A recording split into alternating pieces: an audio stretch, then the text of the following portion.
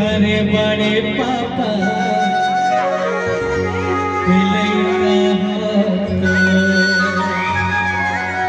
ताई बाप के कभू मन फल चलेगा ते दुलार बड़े पापा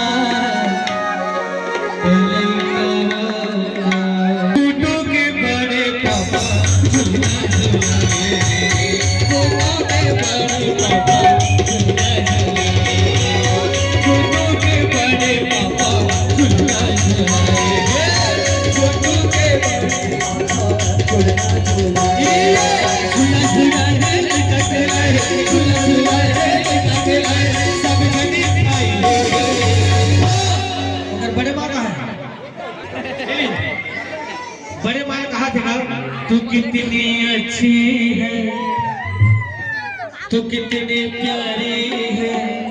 कितनी भोली है माँ, ओ माँ के बड़े मम्मी झुलना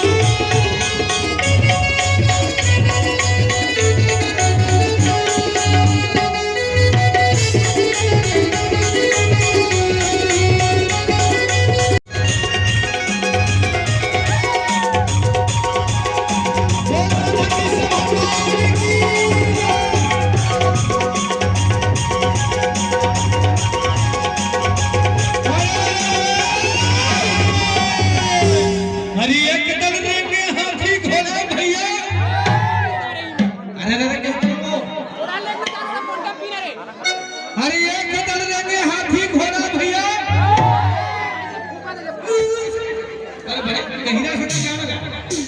हर एक दल रंगे हाथी घोड़ा भैया और एक दल रंगे ऊंट हो एक दल रंगे मानस मंडी खपरी के जा